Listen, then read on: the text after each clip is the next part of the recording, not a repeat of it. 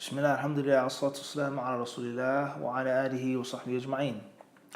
We left off on point 59. The author says والمؤتلف والمختلف, and then we have al-mu'talif and al-mukhtalif, from which the matin does not explain at all.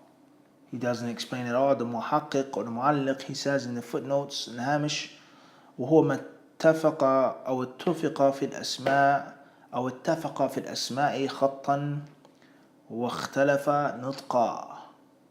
He says it's the same way of being written, but a different way of pronouncing it. A different way of pronouncing it. In other words, Bashar and Yasar. Naam, as we mentioned earlier before, with regards to Al-Qalb.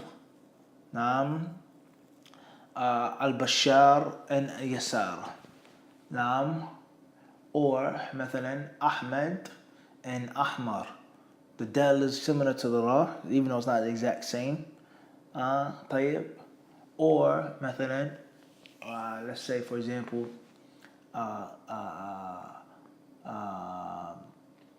مثلا it could be for example مثلا with regards to the khat being the same, the name مثلا let's say for example we have Yasar now, and then we have Bashar, or one may say Sayyar or Ahmed or Ahmar, طيب, or the Tasghir, Abida, Ubaida, وهكذا.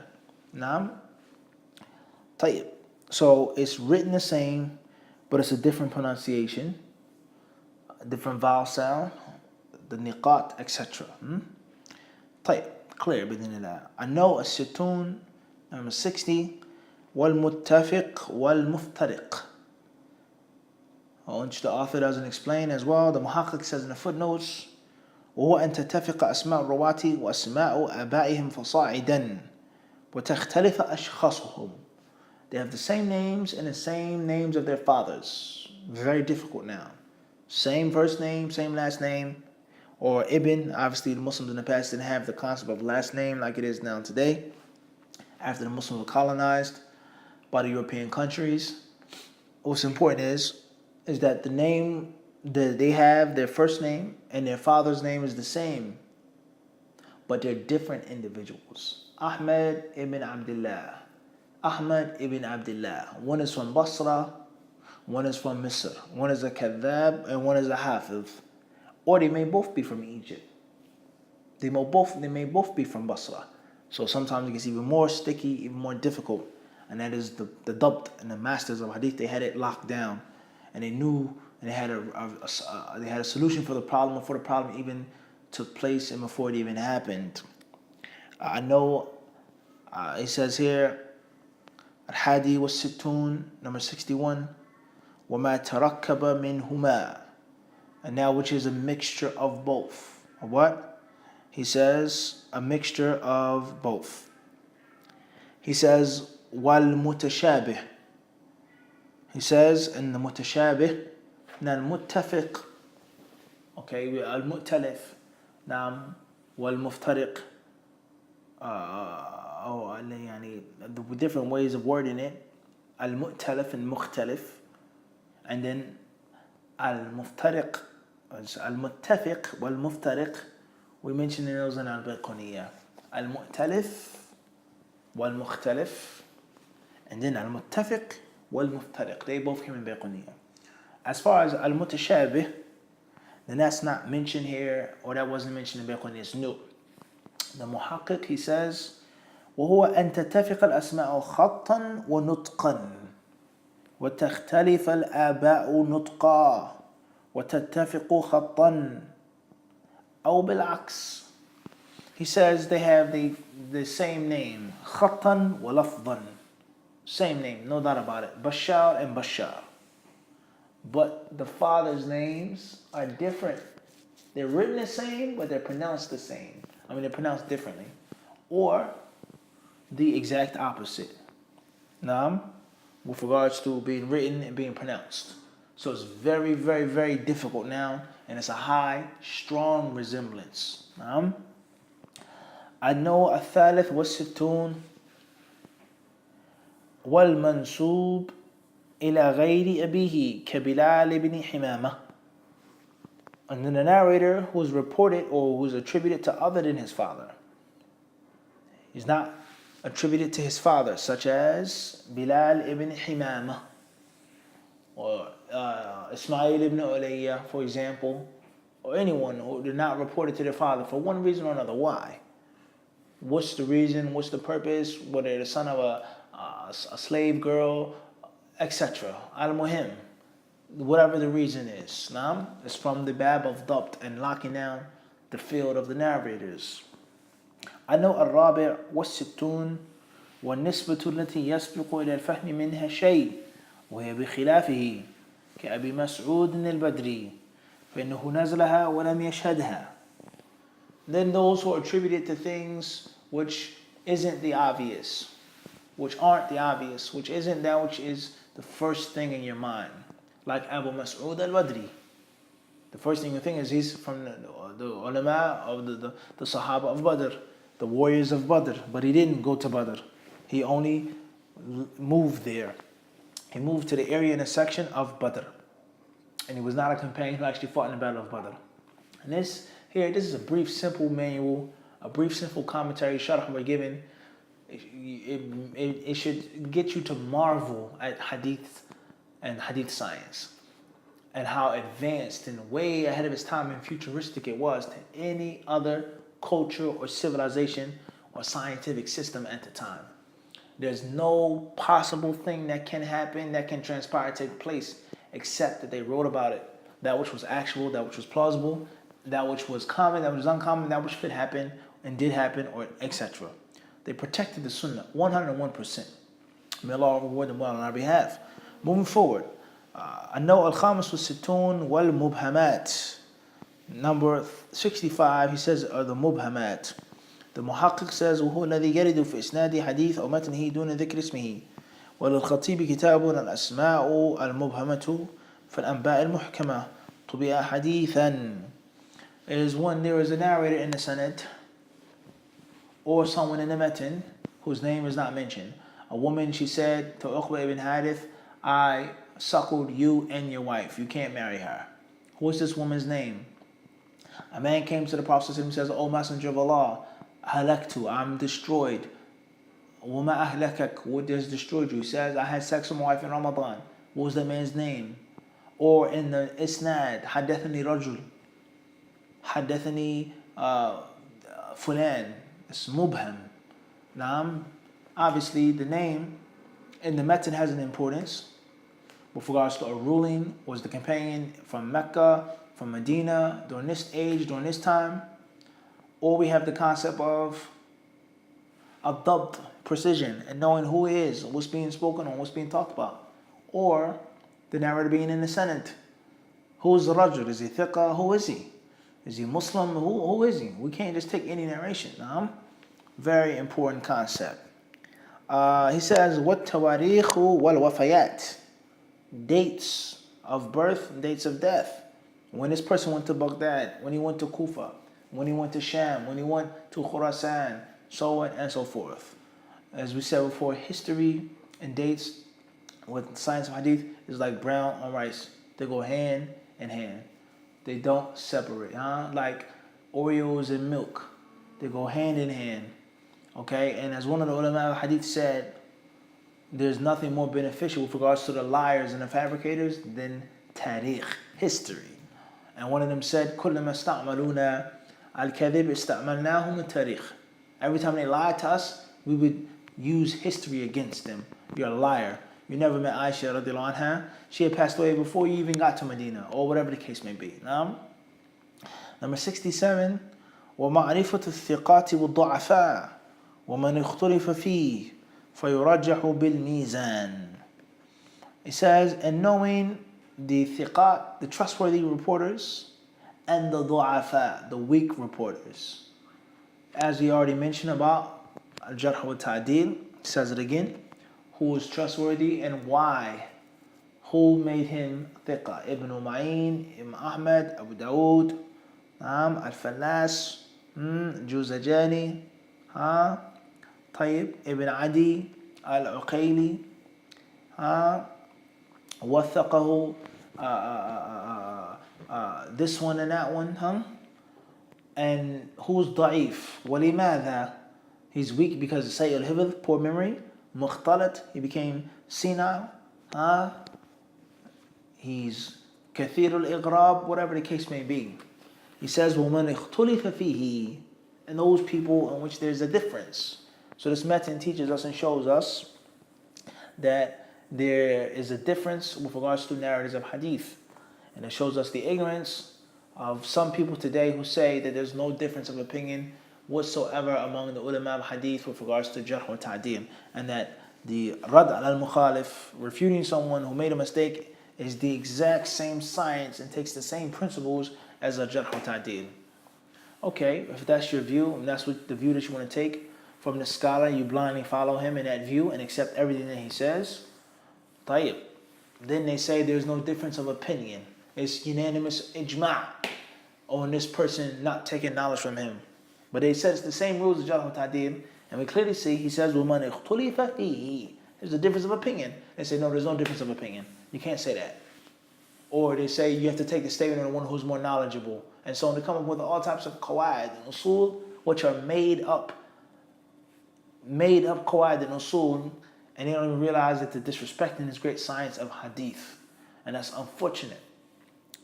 He then says, فَيُرَجَّحُ بِالْمِيزَانِ. Therefore, we go back to the mizan, the scale, to determine what's right, what's wrong.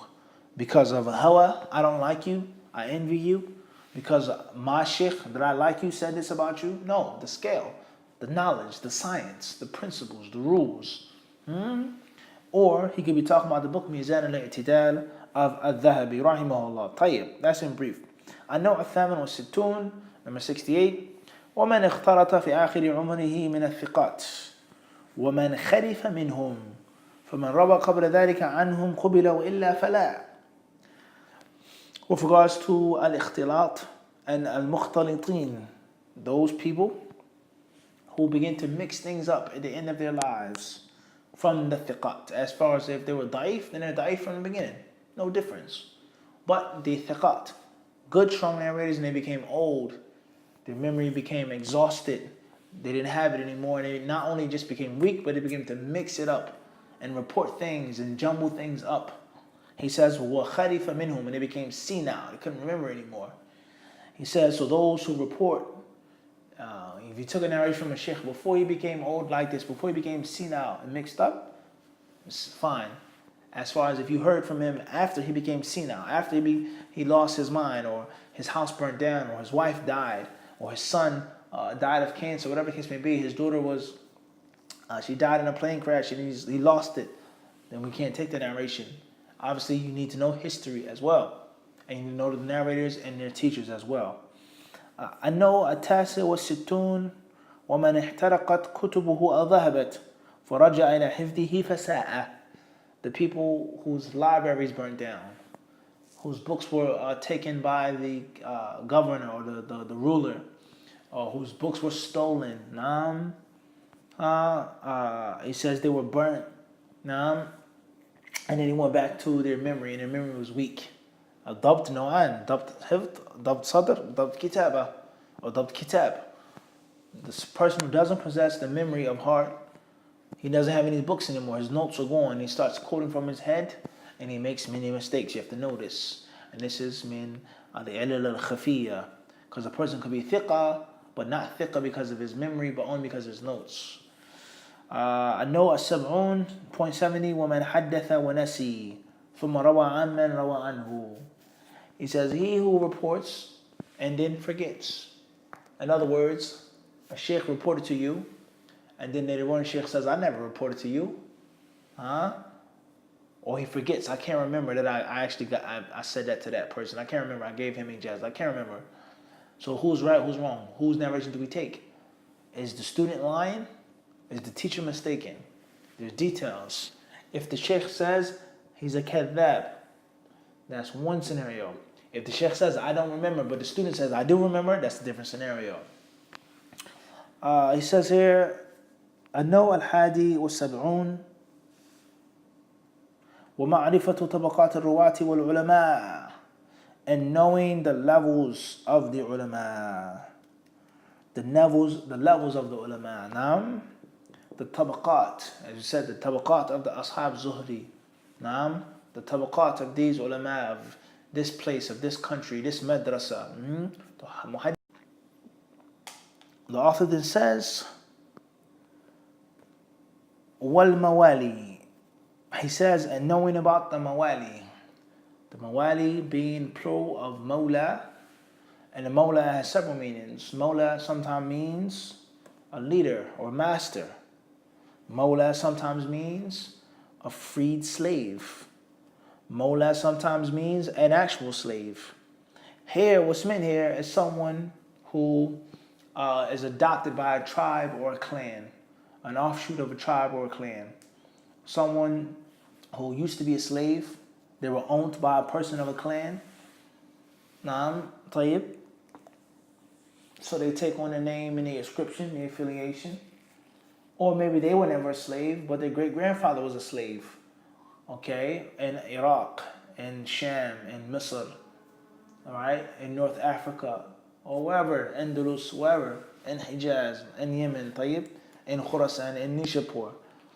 All right, and there are many different wisdoms behind this. First and foremost is to know the lineage, precision of lineage, and also to know who is actually from a specific tribe and who isn't from a specific tribe. Now, one may ask the question, is it that important for it to be known and mentioned all of the time?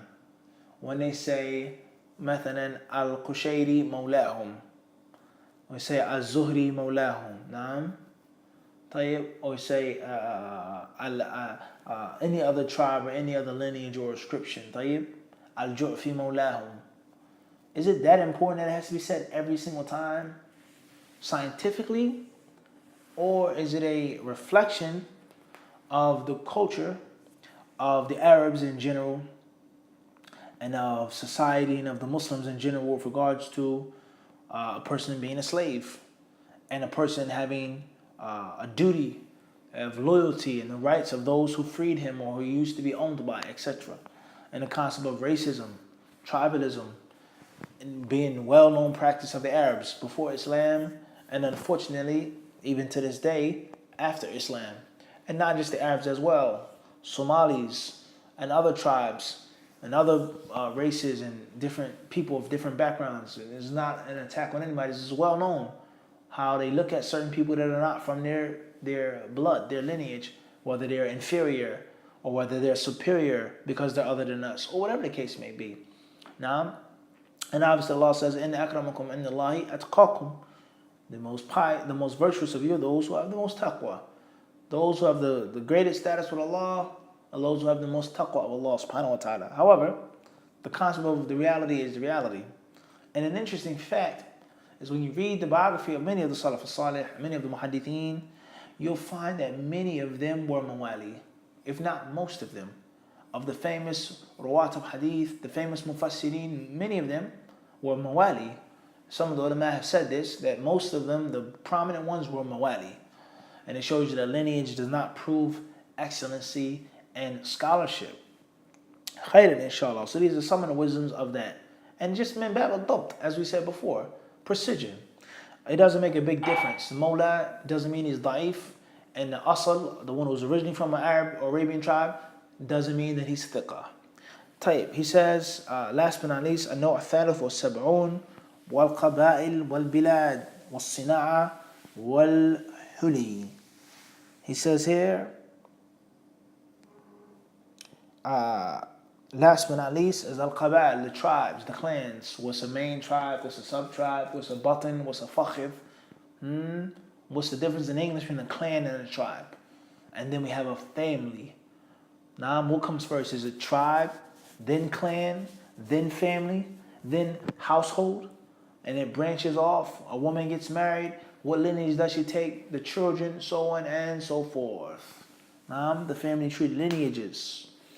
We know the importance of genealogy in Islam, not for the purpose of racism or tribalism or colorism, but for the purpose of knowing who our mothers are and our fathers are, and giving the people the respect that they deserve, our family members, not cutting up the ties of kin who we can and cannot marry, and the hadith as well. And that's why you find in different narrations, Al-Hasan al-Basri, Al-Zuhri, مثلا Al-Kahili, مثلا طيب Al-Sha'bi. Just because the name is Sha'bi doesn't mean that's a country. Is that a tribe? Is that a name? Is that a clan? Is that a family? Etc. This is all from Uloomil-Hadith. طيب. The author says, was-sina'a, also the different professions, as we mentioned. Bread maker, date seller, etc. The different professions. طيب.